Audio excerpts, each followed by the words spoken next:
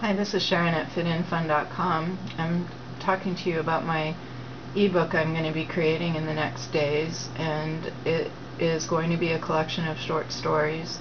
They're autobiographical, but they're already fictionalized because when I wrote them in my computer, not anticipating publishing them, I already hid the names and locations of exactly where I was and everything, and I'm not exactly sure why I did that. Also, a lot of my memories are not crystal clear, so I don't want to say that what I'm writing is exactly what happened, but it's how I remember it and it's how it affected me.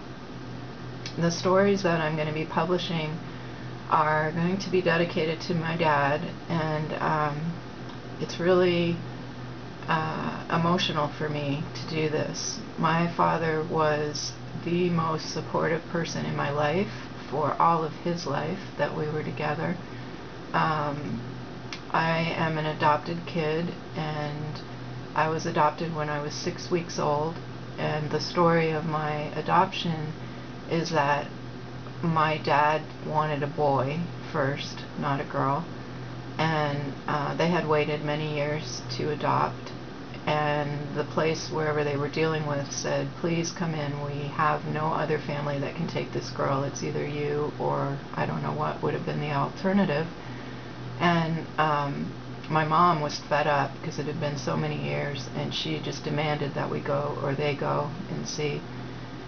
And when my dad leaned over the crib, I reached up and grabbed his finger and smiled, and I wouldn't let go, and I was holding on really tight, and that was like the end of that.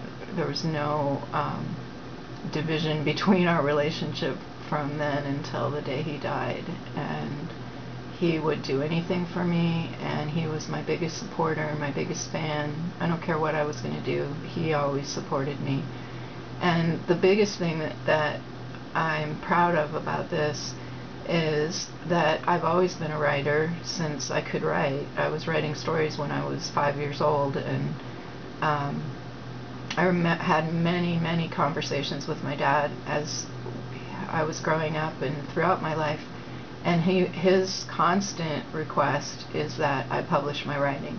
And he'd talk to me about sending it away, and when I was young, I would tell him a story, he would tell me to write it down, and when I had it written down, he would tell me, now you need to find somebody to read it, like find someplace you can sell it, put it in a book, do something with it, don't just let it sit there.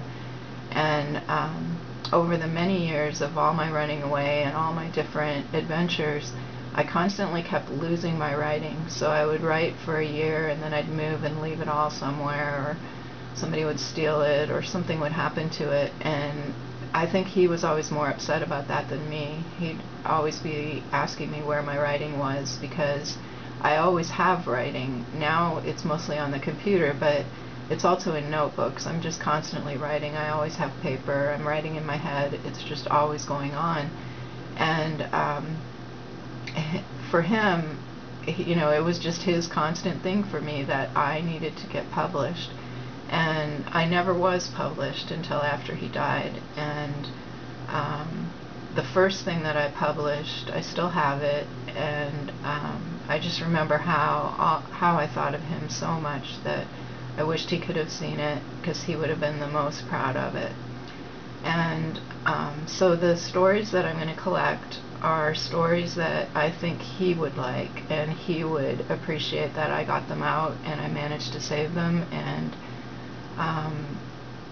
they tell the story of my gratitude, really, to him and to my mom and my whole circumstance, because if that day they hadn't have gone to see me, apparently there was not another option. So I was very lucky. I know I'm very lucky. I knew I was very lucky when I was growing up, and this, I guess, is my thank you to him. I hope you like it. I'm pretty sure that I'm going to be proud of it, and I know he would be proud of it. Be sure to Fitinfun everything that you're doing. It's so much better over here. When I was obese, I couldn't even dream of being able to do things like this.